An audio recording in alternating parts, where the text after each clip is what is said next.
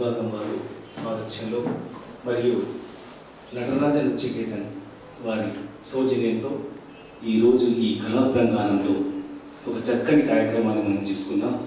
అన్నపతే అన్నశ్చిన్ను దేహి అనవీవస్య సుష్మినా ప్రప్రదాతారం తారిషం ఊర్జన్యో దేహి ద్విపదే చతుష్పదే అని చెప్తుంది వేదం.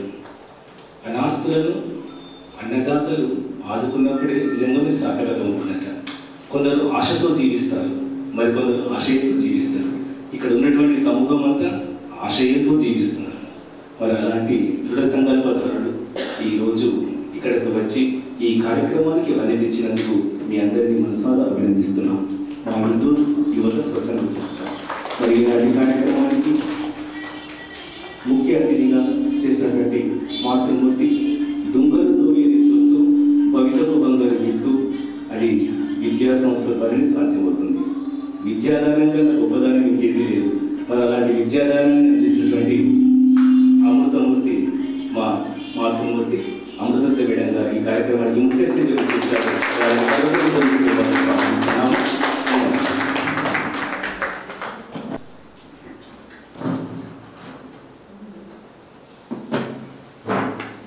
తర్వాత నటరాజ నృత్యకేతన్ భాషకు మురళి గారు కూడా ఎంతో మంది చిన్నారులను నృత్య రూపకంలో తీసుకొస్తూ వారిని చక్కగా శిల్పులుగా తీర్చిదిద్దుతున్నటువంటి మరో మాన్యత గల శ్రీమూర్తి శ్రీ మునాలి గారు కూడా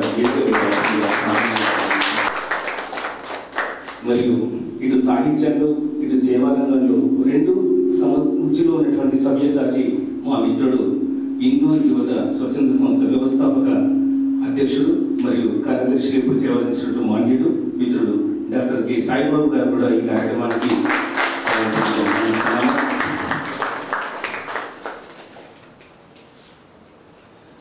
మరి ఇందూరు యువత ఆర్మూర్ విభాగం పదాధికారి మిత్రుడు మధు కూడా వేదికపై రావాల్సిందిగా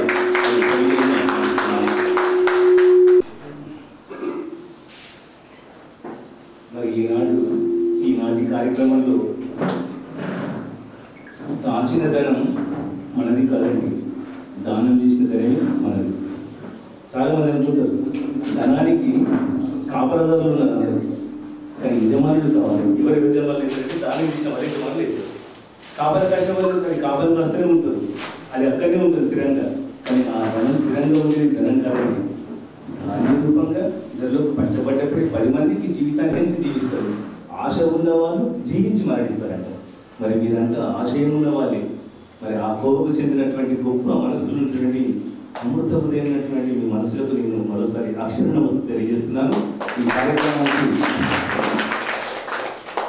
ఈనాటి నటరాజ నృత్యకేతన్ ప్రబంధకులు బృందాయన్ గారు 4 మాటలు మాట్లాడాల్సిందిగా నేను వినపూర్వకంగా ముఖ్యంగా పిలవగానే వచ్చినందుకు అమృతలత మేడం గారికి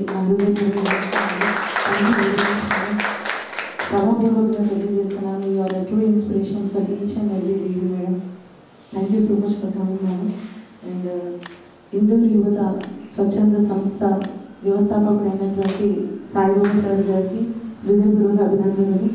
సార్ కూడా నేను ముందుగా చెప్పినట్టుగానే సార్ మన ఆర్మీలో కూడా ఇట్లాంటి ఒక స్వచ్ఛంద సంస్థ చిన్న భాగంగా ఒకటి మొదలు పెడదామన్న వెంటనే సార్ కూడా సరే మేడం అనుకుని మనల్ని కూడా వాళ్ళు ఒక చిన్న పార్ట్గా యాడ్ చేసుకోవడం జరిగింది. దాంట్లో భాగంగానే మా నటరాజ నృత్యకేతన్ తల్లులు అందరూ కూడా నా ప్రియమైన పేరెంట్స్ పిల్లల పేరెంట్స్ అందరూ కూడా ముందుకు వచ్చి ఈ విధంగా మనం ఒక లైఫ్ ప్యాక్ ఛాలెంజ్ అనేది తీసుకున్నాం అన్నప్పుడు అసలు సెకండ్ థాట్ అనేది లేకుండా వెంటనే ఓకే చెప్పడం ఇలా ముందుకు రావడం చాలా సంతోషకరమైన విషయం.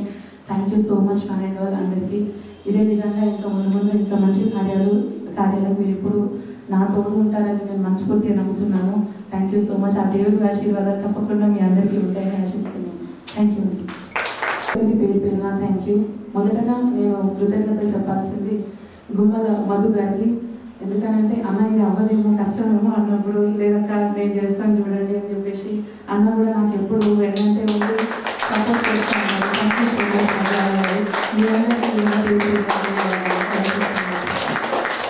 మరి ఈ లక్ష్య సిద్ధిని అందరి హృదయాల పలకంపై తీసుకువస్తే తప్పకుండా 40 సంచులే కాదు 400 బస్తాలు కూడా తీసుకొచ్చే సత్తా మీ అందరికీ ఉందమ్మా.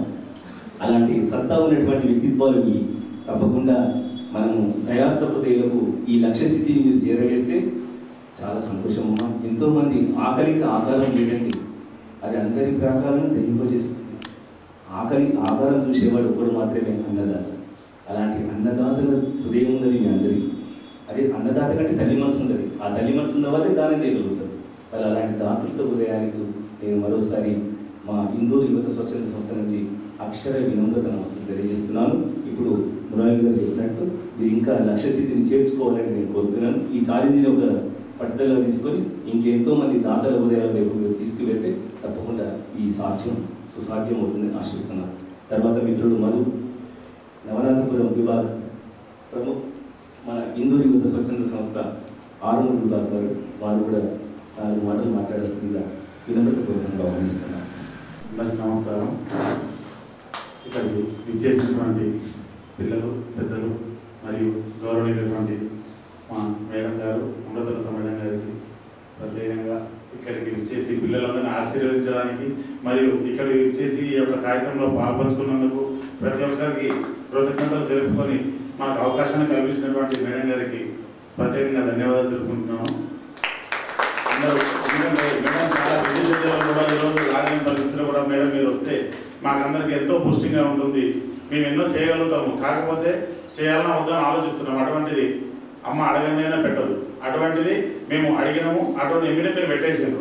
అటువంటి మేడం మీరు వస్తే మిమ్మల్ని చూసి ఎంతోమంది ఇన్స్పైర్ అవుతారు అనగానే మేడం అన్ని ప్రోగ్రామ్స్ అన్ని క్యాన్సిల్ చేసుకొని మన కోసం టైం తీసుకొని ఇక్కడ వచ్చారు. మరియు ఈ యొక్క కార్యక్రమానికి మన సాయిబాబన్న గారు సంకల్పించుకున్నారు.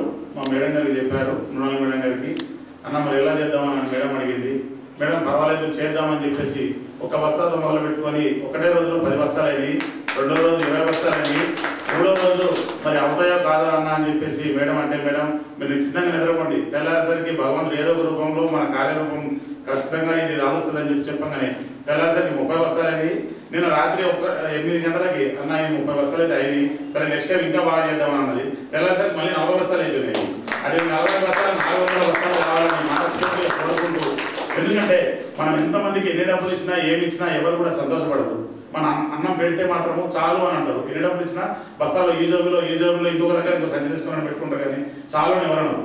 అన్నం పెడితే మాత్రం చాలు అని అంటారు. అటువంటి సంతృప్తిని కలిగించే ఒక కార్యక్రమం ఈ అన్నదాన కార్యక్రమం.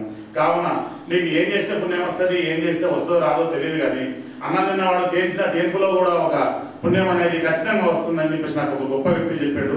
కాబట్టి ఈ అన్నదాన కార్యక్రమం ఎప్పుడు కూడా కాదు అంటున్నా నేను ఉన్నాను అని చెప్పేసి ప్రతి ఎక్కడ కూడా చేస్తుండే అలవాటు నాకు ఉంది.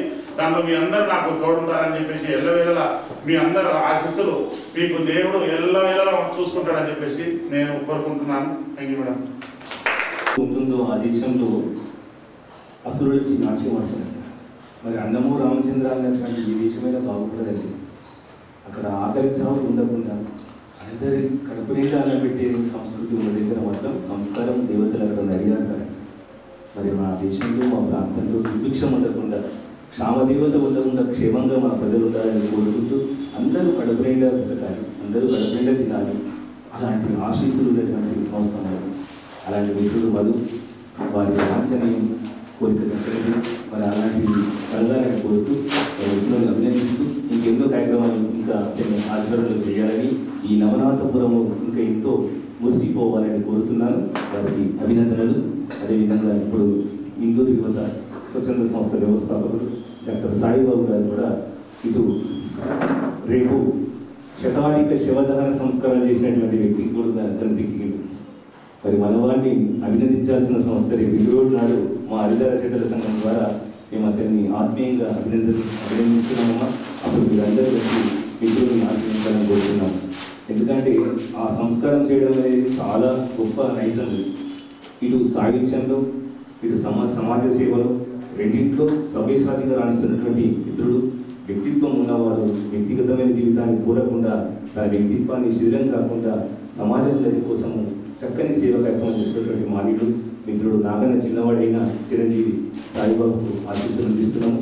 మరి మిత్రుడు యొక్క కార్యక్రమాన్ని వినాల్సిందిగా నేను మీ అందరికీ విజ్ఞప్తి చేస్తున్నాను. సభాసరస్వతి నమః. ఈనాటి కార్యక్రమానికి ఆతిథ్యాన్ని స్వీకరించడానికి మాతో అనునిత్యం కూడా భాగస్వామ్యం అవుతూనే మరి ఈరోజు ఈ ఆర్మూర్లో ఏర్పాటు చేసినటువంటి కార్యక్రమానికి ముఖ్య అతిథులుగా విచ్చేసినటువంటి డాక్టర్ అమృతలత మేడం గారికి, అలాగే ఈ వేదికను అందిస్తూ కార్యక్రమాల్లో తను కూడా మాతో పాటు భాగస్వామ్యం అవుతున్నటువంటి మృణాలి మేడం గారికి, అలాగే ఈరోజు ఈ రైస్ బ్యాక్ ఛాలెంజ్ కార్యక్రమాన్ని ఏర్పాటు చేసినప్పుడు ఎలా ముందుకు తీసుకువెళ్తే బాగుంటుంది, ఆ కార్యక్రమాన్ని ఎలా దిగ్విజయం చేయవచ్చు అనే సూచనలు సలహాలు అందించినటువంటి మధువన్న గారికి, నాటి కార్యక్రమానికి సభ అధ్యక్షత వహిస్తున్నటువంటి తిరుమల శ్రీనివాస్ ఆర్య గారికి, కిరణ్ బాల మేడం గారికి, అలాగే ఈ రైస్ బ్యాక్ ఛాలెంజ్ని బాధ్యతగా తీసుకొని అదే బాధ్యత ఈరోజు ఈ కార్యక్రమం ద్వారా ఏం నేర్చుకుంటున్నాం, సమాజానికి తిరిగి మనం ఏమందిస్తున్నాం అనే కార్యక్రమంలో మీరందరూ కూడా భాగస్వామ్యమైనందుకు మీ అందరికీ కూడా ఈ వేదిక పక్షాన ధన్యవాదాలు తెలియజేసుకుంటున్నాం. వాట్సాప్ గ్రూప్లో దాదాపు మీరందరూ కూడా ఉన్నారు. ఆర్మూర్ విభాగానికి సంబంధించి ప్రతిరోజు కూడా 24/7 చేస్తున్నటువంటి సేవా కార్యక్రమాన్ని అనునిత్యం కూడా మీరు వీక్షిస్తూ ఉన్నారు. ఒకటి ప్రధానంగా మేము ప్రతిరోజు కూడా చేసేటువంటి ప్రాజెక్ట్లో అన్నదాన కార్యక్రమం అనేది ప్రధానమైనటువంటి కార్యక్రమం.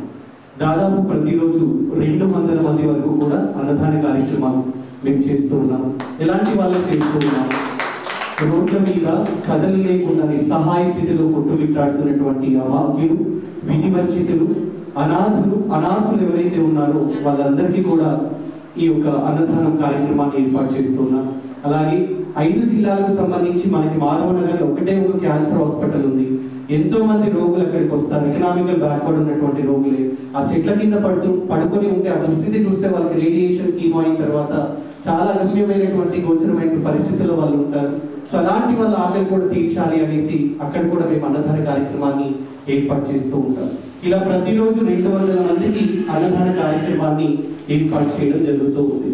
దాని తర్వాత రోడ్ల మీద ఎంతో మంది అనాథులు మనకు కనపడుతూ ఉంటారు. అలాంటి వాళ్ళని చూస్తేనే మనకి చీదరింపు వేస్తూ ఉంటుంది. దగ్గరికి వెళ్ళాలి అంటే అసహ్యం వేస్తూ ఉంటుంది. పెరిగిపోయినటువంటి గడ్డాలు, అట్టలు కట్టినటువంటి జుట్లతో రోడ్ల మీద నగ్నంగా వాళ్ళు కూడా రోడ్ల మీదకి వచ్చేసి అలాంటి వాళ్ళు ఎవరు హక్కు చేయించుకోవాలి? అలాంటి వాళ్ళు ఎవరు దగ్గరికి తీసుకోవాలి? సమాజంలో మనుషులుగా మానవత్వం ఉన్నటువంటి మనం అలాంటి వాళ్ళు చేరదీయాలి అనే ఆలోచనతో 2011 సంవత్సరం నుంచి నాటి నుంచి నేటి దాకా కూడా అలాంటి వాళ్ళు ఎక్కడైతే ఉంటారో డైరెక్ట్ వాళ్ళ దగ్గరికి వెళ్తారు. వాళ్ళు హ్యాండ్ టచ్ చేసినప్పుడు కొరుకుతారు, ముఖం మీద ఉమ్మేస్తారు, రాళ్ళతో కొడతా ఉంటారు, దగ్గరికి రానివ్వరు. సో వాళ్ళు ఇంకొంతమంది అయితే రోడ్ల మీద అక్కడే కదలేని పరిస్థితిలో ఉంటారు, అక్కడే యూరినల్ పోతారు, అక్కడే బాత్రూమ్ పోతారు. మొత్తం బాడీ అంతా కూడా ఇన్ఫెక్టెడ్ అయిపోయి ఉన్స్ వస్తూ ఉంటాయి. ఎందుకంటే మనలాగా వాళ్ళకి శుభ్రత ఉండదు కాబట్టి. సో ఆ క్లీనింగ్ అంతా కూడా సఫరీ సేవలు చేసి మనం సమాజంలో మనుషులుగా ఏ విధంగా అయితే ఉన్నాము వాళ్ళని కూడా మనలాంటి మనుషులుగా తయారు చేస్తుంది ఈ హిందూ యువత స్వచ్ఛంద సేవా సంస్థ. అలాగే మన ఇంట్లో మన అమ్మ చనిపోయినా, నాన్న చనిపోయినా, మన ఇంట్లో పెద్దవాళ్ళు ఎవరైనా చనిపోతే మనకు ఉన్నటువంటి కమ్యూనిటీస్ హిందూ, ముస్లిం, క్రిస్టియన్, మనకంటే సొసైటీలో కొన్ని కమ్యూనిటీస్ ఉంటాయండి. ఆ కమ్యూనిటీ ఆధారంగా మనం అంతిమ సంస్కారాన్ని నిర్వహిస్తాం. మరి రోడ్ల మీద అలాంటి అనాథలు చనిపోతే వాళ్ళ పరిస్థితి వాళ్ళకి ఎవరు చేయాలి? సో అలాంటి అనాథలు ఎక్కడైతే చనిపోతారో లీగల్ గా ఏ ఏరియాలో అయితే చనిపోయినటువంటి అనాథలు ఉంటారో ఆ పిఎస్ నుంచి మాకు కాల్ చేస్తారు. ఆ బాడీస్ ని తీసుకొని వెళ్తాం. హిందూ చనిపోతే హిందూ సంప్రదాయ పరంగా, ముస్లిం చనిపోతే ముస్లిం సంప్రదాయ పరంగా, క్రిస్టియన్ చనిపోతే క్రిస్టియన్ సంప్రదాయ పరంగా అంతిమ సంస్కారాలను నిర్వహించడం జరుగుతుంది. ఇప్పటిదాకా 101 అనాథ శవాలకి ఈ హిందూ యువత స్వచ్ఛంద సేవా సంస్థ అంతిమ సంస్కారాలను నిర్వహిస్తుంది. ఒక్కొక్క బాడీ ఎలా ఉంటాయి మీరు చూస్తారు. నాకు తెలిసి ఓపెన్ చేస్తారో తెలియదు, నాకైతే తెలియదు. కానీ సో అలాంటి పరిస్థితుల్లో కూడా ఆ బాడీస్ మేము టచ్ చేస్తూ ఉంటాం. మనం మనుషులం, మనం జంతువులం కాదు, మనం మనుషులం. మనుషులుగా మానవత్వాన్ని మనం బతికిస్తే రేపటి తరం అది నేర్చుకొని అదే విధంగా ముందుకు వెళ్ళడానికి అవకాశం ఉంటుంది. ఆ విధమైనటువంటి కార్యక్రమాలు హిందూ యువత స్వచ్ఛంద సేవా సంస్థ చేసుకుంటూ ముందుకు వెళ్తూ ఉంటుంది. అలాగే తల్లిదండ్రులు వృద్ధాప్యంలో ఉన్నారు, మానసిక రోగగ్రస్తులుగా ఉన్నారు, బ్లైండ్ గా ఉన్నారు, బెడ్ రిడన్ అయిపోయారు అనేసి చాలా మంది కడుపులో పుట్టినటువంటి బిడ్డలు ఏం చేస్తున్నారు అంటే తల్లిదండ్రులు అడ్డు అనుకోని కాదు భారం అనుకొని ఎక్కడెక్కడ నుంచి మనకి మహారాష్ట్ర బార్డర్ దగ్గరగా ఉంది కాబట్టి ట్రైన్లలో ఎక్కించేసి పంపిస్తారు. లేదు మిడ్ నైట్ టైమ్స్ లో కార్లలో వెహికల్లో తీసుకొచ్చేసి రోడ్ల మీద వదిలేసి వెళ్ళిపోతారు. తిరిగి మళ్ళీ మా పిల్లలు వచ్చి మమ్మల్ని తీసుకొని వెళ్తారు అని ఎదురు చూసి కృంగి కృషించిపోయి అక్కడే తలుపు సాధించేటువంటి పరిస్థితులు ఉంటాయి. సో అలాంటి పేరెంట్స్ ఎక్కడైతే రోడ్ల మీద ఉంటారో మాకు నెంబర్ ఆఫ్ కాల్స్ వస్తూ ఉంటాయి. సార్ పలానా లొకాలిటీలో ఒక ముస్లిం ఉంది, పలానా శ్మశాన వాటి దగ్గర ఒక 70 ఏళ్ల వయసు వృద్ధుడు అక్కడ ఉన్నారు సార్, చాలా రోజుల నుంచి ఉంటున్నారు అనేసి మేము వాళ్ళ దగ్గరికి వెళ్ళి మాతో రమ్మన్నప్పుడు వాళ్ళు రాదు. వాళ్ళకి మళ్ళీ మా మైండ్ సెట్ లో తీసుకొచ్చి వాళ్ళకి కౌన్సిలింగ్ ఇప్పించి వాళ్ళ పిల్లల అడ్రస్లు అన్ని ట్రేస్ అవుట్ చేసి సో లీగల్గా అన్ని ఫార్మాలిటీస్ కంప్లీట్ చేసి వాళ్ళ పిల్లలు ఎక్కడైతే ఉంటారో అక్కడ ట్రేస్ అవుట్ చేసి అడ్రస్లు వాళ్ళ కోర్టుకి పిలిపించి కౌన్సిలింగ్ ఇప్పించి తిరిగి మళ్ళీ వాళ్ళ కుటుంబానికి చేరవేయడం, లేదు వాళ్ళకి ఎవరు లేనటువంటి పరిస్థితులు వాళ్ళు వృద్ధాశ్రమాలకు కానీ అనాథ శరణాలయాలకు కానీ పంపించడం, ఈ విధమైన కార్యక్రమం. ఇప్పుడు దాకా 12 సక్సెస్ స్టోరీస్ ఆ విధంగా మేము కుటుంబానికి చేసినటువంటి విషయాన్ని కూడా ఈ వేదిక పక్షాన్ని మీ అందరికీ కూడా తెలియజేస్తూ ఉన్నాం. సో ఇప్పుడున్నటువంటి సమాజంలో మనం చూస్తూ ఉన్నాం, మాకెందుకులే మా పని మేము చేసుకుంటూ వెళ్ళిపోతే సరిపోతుంది, రూపాయి సంపాదన కోసం మనుషులుగా లేరు యంత్రాలుగా తయారైనటువంటి సమాజంలో మనం బతుకుతూ ఉన్నాం. కాబట్టి ఈరోజు వృద్ధాశ్రమాలు పెరుగుతున్నాయి, అనాథ శరణాలయాలు పెరుగుతున్నాయి, మనిషికి సంబంధం లేకుండా మనుషులు బతుకుతూ ఉన్నారు. సో ఆ విధంగా కాకుండా సమాజంలో మనిషిగా మానవత్వాన్ని మనం ఎలా బతికించవచ్చు అంటే ఇలాంటి సంస్థల్ని ఏర్పాటు చేసి ఇలాంటి కార్యక్రమాల ద్వారా సమాజంలో మానవత్వ విలువల్ని మనం బతికించిన వాళ్ళం అవుతాం. మానవత్వ వెలుగుల్ని ప్రకాశింపచేసినప్పుడు ఆ విధంగా ప్రతి ఒక్కరికి కూడా సమాజంలో ముందుకు వెళ్ళడానికి అవకాశం ఉంటుంది అనే ఆలోచనతో 13 సంవత్సరాల సుదీర్ఘ కాలంగా 24/7 కూడా ఈ సామాజిక సేవ కార్యక్రమాన్ని ఏర్పాటు చేసుకుంటూ ముందుకు వెళ్తున్నాం. అయితే నేను ఒక ఫిజియోథెరపిస్ట్ డాక్టర్గా కూడా నా వృత్తిని కూడా నేను పక్కన పెట్టి టోటల్ సమాజ సేవకి ఒక డివోటీగా నేను పనిచేస్తున్నాను కాబట్టి సక్సెస్ఫుల్ గా ముందుకు వెళ్ళడం జరుగుతుంది. సేవ అంటే ఇలా అభినందించడమో ప్రశంసించడమో కాదు అండి. అవమానాలు, అపహాస్యాలు, అవహేళనలు చాలా ఉంటాయి. ఒక డాక్టర్ అయ్యి నువ్వు ఎందుకు ఈ పని చేస్తున్నావు, సంపాదన మీద వ్యామోహం లేదా, దాంపత్యం మీద వ్యామోహం లేదా, ఇవన్నీ ఎందుకు అనేసి చాలా మంది క్వశ్చన్స్ వేస్తూ ఉంటారు. అదే పరిస్థితిలో మన అమ్మ మన నాన్న వదిలేసి వెళ్ళి ఉంటే వాళ్ళని ఎవరు చూసుకోవాలి? ఈ రోజు ఇదే సాయిబాబులా తయారైనటువంటి వాళ్ళు ఇదే సాయిబాబుతో బృందంగా తయారయ్యి అలాంటి అనాథుల్ని టచ్ చేయకపోతే వాళ్ళు అక్కడే చనిపోయేటువంటి పరిస్థితులు ఉంటుంది. ప్రతిరోజు మా చేతి ముద్ద కలిపి వాళ్ళ నోటికి అందించకపోతే వాళ్ళ ఆకలి ఏ విధంగా ఉంటుంది? వాళ్ళ మండు ఎండాకాలం మీ అందరికీ కూడా తెలుసు, 10 నిమిషాలు వాటర్ తాకపోతేనే డిహైడ్రేషన్ అయిపోతూ ఉంటుంది బాడీ. సో మరి అలాంటి వాళ్ళ దాహాన్ని ఎవరు తీర్చాలి? అలాంటి వాళ్ళ దగ్గరికి ఎవరు వెళ్ళాలి? మలమూత్రాలతో కొట్టుమిట్టాడుతూ ఉంటారు. మేము సబరి సేవలు చేసే టైంలో బట్టలు ఇప్పదీస్తుంటే రక్తాలు కారిపోతూ ఉంటాయి, ఉన్సేరు పడిపోతూ ఉంటాయి, నెత్తి మీద మొత్తం కూడా పుండ్లు పడిపోతూ ఉంటాయి. హాస్పిటలైజ్ అయితే డైరెక్ట్ హాస్పిటలైజ్ అయిన వాళ్ళని హాస్పిటల్ షిఫ్ట్ చేస్తాం. వాళ్ళు కోలుకునేదాకా వాళ్ళకి కావాల్సిన అన్ని మేమే చూసుకుంటాం. తర్వాత ఆశ్రమాస్కి షిఫ్ట్ చేయడం జరుగుతూ ఉంటుంది. సో ఇప్పుడు మాకున్నటువంటి టార్గెట్, మేము చేసేటువంటి కార్యక్రమాల్లో జనాలందరినీ కూడా తీసుకొని వెళ్ళాలి. మనతో పాటు మనం వేసేటువంటి అడుగుల్లో వాళ్ళని కూడా అడుగులు వేయించాలి. అలా చేసినప్పుడు మాత్రమే సమాజంలో మానవత్వం బతుకుతుంది అన్న ఆలోచనతో ప్రతి మండలంలో కూడా మేము ఈ విధంగానే కమిటీలు ఏర్పాటు చేస్తున్నాం. ఆ ఏర్పాటు చేసినటువంటి కమిటీలతోని ఒక ఛాలెంజ్ అనేది మీరు తీసుకున్న తర్వాత ఈరోజు ఒక నమ్మకం ఎలా కుదిరింది మీకు?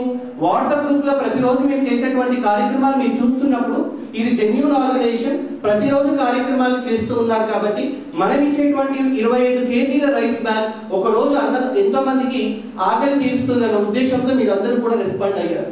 అదే మేము వాట్సాప్ గ్రూప్ లో పెట్టకుండా మీకు ఎవరికి కూడా ఇందులో చేసేటువంటి కార్యక్రమాలు మీకు తెలియకపోతే మీరు ముందుకు రావడానికి అవకాశం ఉంటుందా? సో ఆ విధంగా ప్రతి మండలంలో కూడా మేము కమిటీని ఏర్పాటు చేస్తూ దీన్ని జిల్లా వ్యాప్తంగా పాటు రాష్ట్ర వ్యాప్తంగా కూడా చేయాలి అనే ఆలోచనతో ఒక ప్రణాళికతో మేము ముందుకు వెళ్తున్నాం. చేసేటువంటి కార్యక్రమాలు సమాజానికి ఉపయోగపడే విధంగా మాత్రమే, ఎవరి ఆలోచనకి రానటువంటి కార్యక్రమాలు, ఎవరి ఆలోచనకు అందించినటువంటి కార్యక్రమాలు, వయసులో మేము చిన్నవాళ్ళమే అయినా కూడా సమాజం పట్ల బాధ్యత ఎదిగినటువంటి యువతగా మేము ఈ కార్యక్రమాలన్నీ కూడా మా భుజాల మీద వేసుకొని చేస్తూ ఉన్నాము. ఈ కార్యక్రమాలన్నింటినీ కూడా ఇందూరు యువత స్వచ్ఛంద సేవా సంస్థ పక్షాన ముందుకు తీసుకొని వెళ్తున్నాం. దాదాపు 3 సంవత్సరాల నుంచి కూడా ఒక కార్యక్రమంలో అమృతలత మేడం గారు మా కార్యక్రమాలను చూసి డైరెక్ట్ గా సో సాయిబాబు కూడా ఎంతో కొంత ఖర్చు ఉంటుంది కాబట్టి నా వైపుగా ప్రతి నెల 5,000 రూపాయలు అనేసి అనౌన్స్ చేసి దాదాపు 3 సంవత్సరాల నుంచి కూడా మేడం ఎవ్రీ మంత్ నాకు 5,000 రూపీస్ ఇవ్వడం జరుగుతుంది. అంటే ఎంతో మంది ఇలాంటి మనసున్నటువంటి మనుషులు ఎంతో మంది ఉన్నారు కాబట్టి మేము ఇలాంటి కార్యక్రమాలు చేసుకుంటూ ముందుకు వెళ్తూ ఉన్నాం. ఈరోజు మీ అందరికీ చెప్పాలి అంటే నా జేబులో 1 రూపాయి కూడా లేదు అండి, కానీ ఇన్ని కార్యక్రమాలు ఎలా చేయగలుగుతున్నాం అనేది సమాజంలో ఒక ప్రశ్న. సో మనసున్నటువంటి వాళ్ళు చాలా మంది ఉంటారు, కానీ కార్యక్రమాలు చేసే వాళ్ళే తక్కువ ఉంటారు. చేసేటువంటి కార్యక్రమాలకు ఉదార స్వభావం కలిగినటువంటి వాళ్ళు ముందుకు వచ్చి సహకరించినప్పుడు ఇలాంటి కార్యక్రమాలని చేసుకుంటూ వెళ్ళడానికి అవకాశం ఉంటుంది. సో ఆ చేసేటువంటి కార్యక్రమాలు జనాలందరినీ కూడా మమేకం చేసినప్పుడు, వాళ్ళందరినీ కూడా చేసేటువంటి కార్యక్రమాలు భాగస్వామ్యం చేసినప్పుడు మాత్రం ఈ కార్యక్రమాన్ని సక్సెస్ఫుల్ గా ముందుకు తీసుకెళ్ళడానికి అవకాశం ఉంటుంది. ఈ రైస్ బ్యాగ్ ఛాలెంజ్ మేము తలపెట్టినప్పుడు మీరందరూ కూడా స్వచ్ఛందంగా గ్రూప్ లో చాలా చక్కటి బ్రహ్మాండమైనటువంటి రెస్పాన్స్, ఒకరిని చూసి ఇంకొకరు చూసి ఇంకొకరు. నేను వాయిస్ రికార్డులు పెట్టినప్పుడు ఎంతమంది ఉంటారు ఇన్ఫర్మేషన్ మళ్ళీ చెక్ చేస్తూ ఉంటాను. నా దగ్గర మొత్తం 650 వాట్సాప్ గ్రూప్స్ ఉంటాయి. సో ప్రతిరోజు చేసేటువంటి కార్యక్రమాలు ఇండివిజువల్గా 650 మందికి పెడితే 624 వాట్సాప్ గ్రూపులకి రెగ్యులర్గా వీడియోస్ పంపిస్తాం. సో ఓపిక్గా అమృతలత మేడం ప్రతిదీ కూడా చూస్తున్నారు అనేసి నేను అనుకుంటానే ఉన్నాను. సో అందుకు మేడంకి ఈ వేదిక పక్షాన ధన్యవాదాన్ని తెలియజేస్తూ రైస్ బ్యాగ్ ఛాలెంజ్ కార్యక్రమంలో ఎవరైతే స్వచ్ఛందంగా పాల్గొని దాదాపు 40 క్రాస్ అయి ఉన్నాం, 40 బ్యాగులు పైబడి చాలా మంది కూడా ముందుకు వచ్చి ఉన్నారు. మీరు ఇచ్చినటువంటి ప్రతి రైస్ బ్యాగ్ మేము ఏ విధంగా యూటిలైజ్ చేస్తాము అనేది వాట్సాప్ గ్రూపులో మీరు ప్రతిరోజు కూడా చూడొచ్చు. ఎంతమంది ఉన్నారు ఇక్కడ ఒకసారి హ్యాండ్ రైజ్ చేయండి ఒకసారి. వాట్సాప్ గ్రూప్లో ఎంతమంది ఉన్నారు? సో ప్రతిరోజు వీడియోస్ వస్తున్నాయి కదా చేస్తున్నటువంటి కార్యక్రమాలు. ఏ రోజన్నా బ్రేక్ తీసుకున్నాము? సో ఎవ్రీ డే కూడా సర్వీస్ అనేది ఉంటుంది. అది అన్నదానం కావచ్చు, అనాథ శవాల అంత్యక్రియలు కావచ్చు, లేదు అంటే రెస్క్యూస్ కావచ్చు. ఎవ్రీ డే 24/7 కూడా మాకు ఏ టైం కాల్ వచ్చినా ఎంత దూరమైనా వెళ్ళిపోవడం జరుగుతుంది. సేవలో ఇందూరు యువత స్వచ్ఛంద సేవా సంస్థ ఎప్పుడూ ముందే ఉంటుంది. మీ అందరూ కూడా పాసిబుల్ అయినప్పుడు ఇలాంటి కార్యక్రమాల్లో మీరు భాగస్వాములు అవ్వండి. మీ పిల్లల్ని కూడా భాగస్వాములు చేయండి. మన పిల్లల్ని ఆ కార్యక్రమాల్లో భాగస్వాములు చేసినప్పుడు మాత్రమే రేపు మనం ఏ విధంగా అయితే ట్రీట్ చేస్తున్నామో రేపు మన పిల్లలు మనల్ని కూడా అదే విధంగా ట్రీట్ చేయడానికి అవకాశం ఉంటుంది.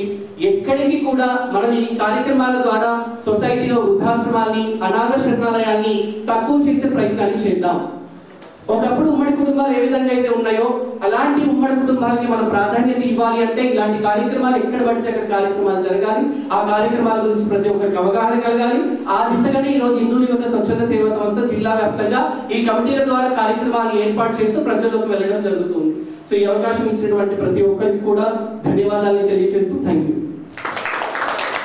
విషాదకరమైన దృశ్యాలను కూడా తన దిక్కు తన జేబులో ఎలాంటి చిల్లి దొంగ లేకుండా కూడా కార్యక్రమాలు చేస్తుంటే తప్పకుండా పరమేశ్వరుడు కరెన్సీ ఇస్తాడు.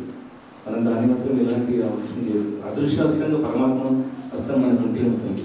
అది మిత్రుడు ఏమీ లేకుండా కూడా ముందడుగు వేస్తున్నట్టు కారణం పరమేశ్వరుని కృప ఉంటుంది. ఇంత చక్కటి కార్యక్రమం సంకల్పం గట్టిగా కనుకనే నడుస్తున్నది.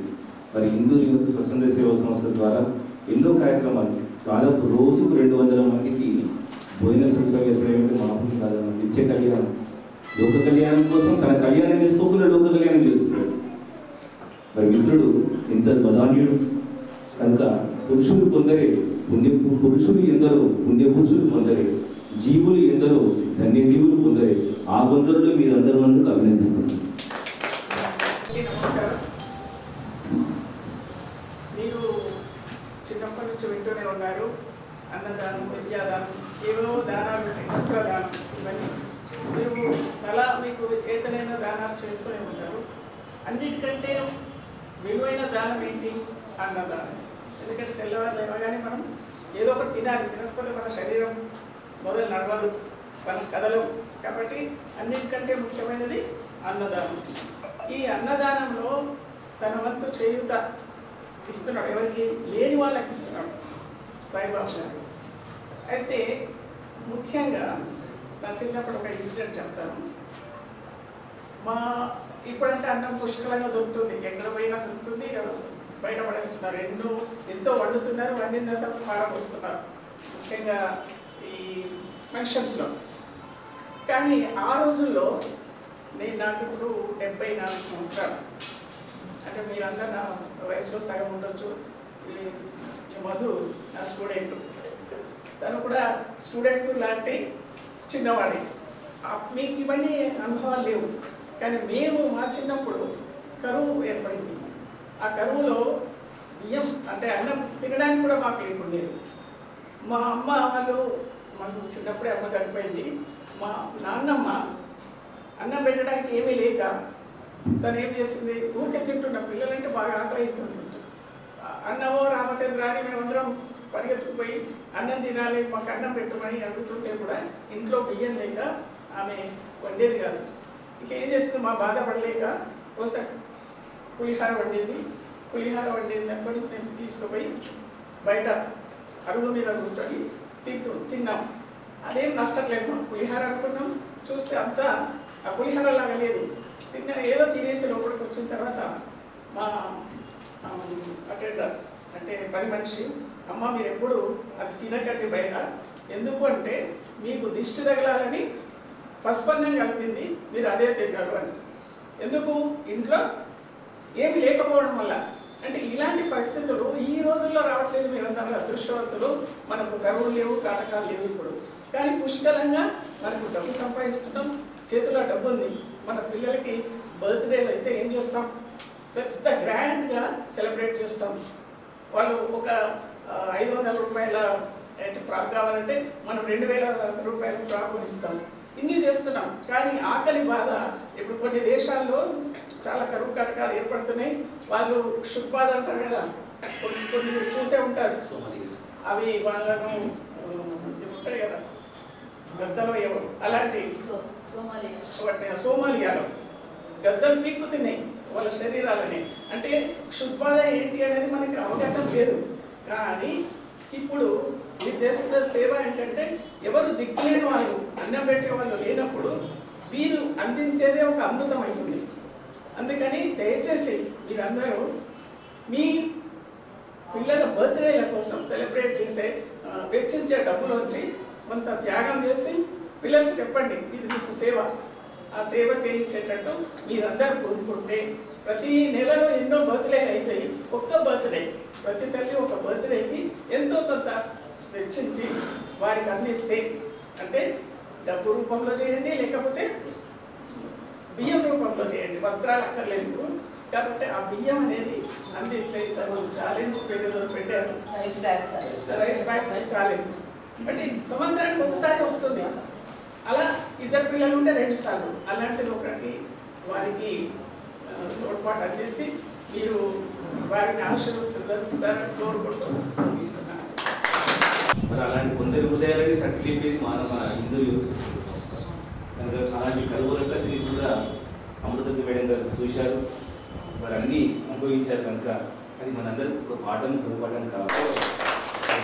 కలుస్తారు ఒక ప్రపోజల్ పెట్టినప్పుడు దాని ఇంప్లిమెంటేషన్లో అది ఎంత మటుకు పాసిబిలిటీ అవుతుంది అనేది కూడా ఆలోచించుకుంటాం. కాబట్టి సో ఈ 5 రూపాయల ఛాలెంజ్ అనేది మన ఇంట్లో ఒక 5 ఉన్నారు అనుకోండి, అమ్మ నాన్న 2 పిల్లలు, మన అమ్మ మన నాన్న ఉంటారు. 5 అయితే ప్రతి ఇంట్లో ఉంటారు.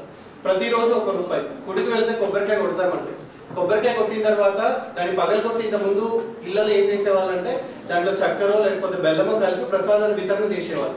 సో ఇప్పుడు పగలగొట్టే ఓపిక కూడా సత్తా మనుషుల్లో లేదు. తెచ్చి బయట కోతులు ఉంటే కోతులకు ఇచ్చేసేవాళ్ళు. నాకు ఇదంతా కూడా మధు అని చెప్పింది వాస్తవంగా. తీసుకొచ్చి గుళ్ళల్లో అక్కడ కోతులకు పనిచేసేవాళ్ళు. అంటే మనం చేసేటువంటి సేవ ఎట్లా ఉండాలి అంటే 10 మందికి ఉపయోగపడుతుందా. సో మనం ఇచ్చే ఎంత కొద్దిగానే మన సంపాదనలో ప్రతిరోజు 5 రూపాయలు మనం అందరి చొప్పున, నా కొడుకు నుంచి 1 రూపాయి, నా కూతురు నుంచి 1 రూపాయి, నా నుంచి, మా భార్య నుంచి, మా అమ్మ నుంచి 1 రూపాయి అనేసి అనుకుంటే ఇది పెద్ద సమస్య కాదు. 5 రూపాయలు అనేది మ్యాండేటరీ, అందరి దగ్గర కంపల్సరీ ఉండే 5 రూపాయలు. సో ఇలా మనం ప్రతిరోజు 5 రూపాయలు వేస్తే అన్న చెప్పినట్టు ఒక నెలకు వచ్చేసి సమ్ అమౌంట్ అవుతుంది. ఒక 1 ఇయర్కి వచ్చేసి 1850 రూపాయలు అవుతుంది. సో ఈ విధంగా ప్రతి ఒక్కరం చేసుకుంటే ఇలాంటి రైస్ బ్యాగ్ ఛాలెంజ్ 2 బ్యాగ్లు అవుతుంది ఒక్కొక్కరి. ఇప్పుడు మనం ఒక్కొక్కటి ఇవ్వచ్చు. సంవత్సరం పొడుగున 5 రూపాయలు మర్చిపోకుండా ఆకలి మనం మర్చిపో లేదు. బయటకు వెళ్ళి పండుగ వస్తుందంటే ఒక చీర కొనుక్కోవడానికి, బట్టలు కొనుక్కోవడానికి 500 అయితే మన ఇంట్లో వాళ్ళకి 1000 రూపాయలు చెప్తాం. సో ఇవన్నీ మనకు తెలిసినటువంటి విషయాలు. కానీ ఒక సేవ దగ్గరికి వచ్చేసరికి ఆలోచిస్తారు, ప్రతి ఒక్కరు కూడా ఆలోచిస్తారు. సో ఎందుకు చేయాలి ఏంటి అనేది, మనం చేసుకున్నటువంటి పుణ్య ఫలాలు, మనకున్నటువంటి కర్మ ఫలాలన్నీ కూడా తొలగాలి అంటే ఇలాంటి కార్యక్రమాల ద్వారానే అవుతుంది.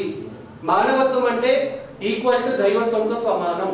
దేవుడికి మనం ప్రసాదం పెడతాం, ఆయనకి చూపించి తిరిగి మళ్ళీ మనమే తింటాం. కానీ ఇక్కడ మనం తయారు చేసినటువంటి ఫుడ్ 10 మంది ఆకలి తీరుస్తుంది అంటే పైన ఉన్నటువంటి చిత్రగుప్త ప్రతిదీ నోట్ చేస్తానే ఉంటాడు, ఏది కూడా మిస్ చేయడు. సో అలాగే మనం చేసుకున్నటువంటి ధర్మం, మనం చేసుకున్నటువంటి పుణ్యం, మనం చేసుకున్నటువంటి ఏది ఉన్నా కూడా మనకో మన పిల్లలకో మనం చేసి ఒక మంచి పని తలబెట్టినప్పుడు అది సక్సెస్ అవ్వడానికి ఉపయోగపడుతుంది అని మాత్రం మర్చిపోకుండా గ్రూప్ లో ఈ 5 రూపీ ఛాలెంజ్ కి సంబంధించి అప్డేట్ అనేది మళ్ళీ మీ గ్రూప్ లో పెట్టడం జరుగుతుంది. మనం అకౌంట్ కి సంబంధించి ఏ ఫోన్ పే, గూగుల్ పే వాడుతున్నాము, అలా ఎవరెవరైతే వేస్తారో పంపిగానే స్క్రీన్ షాట్ పెట్టాలి, మేము అక్కడ నోట్ చేసుకుంటాం. మాకు కూడా ఈజీ ఉంటుంది. కాబట్టి ఆ విధంగా అది ఎంతమంది ఇంప్లిమెంటేషన్ లో తీసుకుంటారో అనేది మీ గ్రూప్ లో రెస్పాండ్ అయితే దాన్ని కూడా మనం ఫాలో చేయడానికి అవకాశం ఉంటుంది.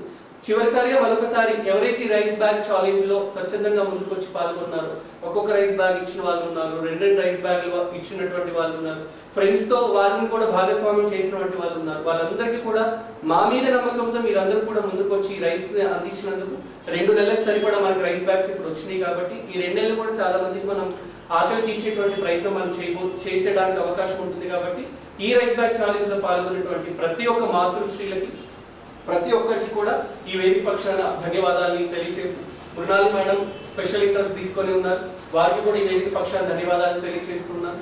మధు అన్న కూడా స్పెషల్ ఇంట్రెస్ట్ గా ప్రతి ఒక్కరిని ఆయనకు ఉన్నటువంటి సన్నిహితులు కానివ్వండి, వాళ్ళకు ఉన్నటువంటి రిలేషన్ కానివ్వండి, అన్న మీరు టెన్షన్ పడకండి, ఎన్ని బ్యాగులు అయితే అన్ని బ్యాగులు చేద్దాం, అయిన మటుకి చేద్దాం, ఇయ్యని వాళ్ళు కూడా గుడ్ విల్ కిందనే తీసుకుందాం, ఇచ్చిన వాళ్ళు గుడ్ విల్ కిందకే తీసుకుందాం.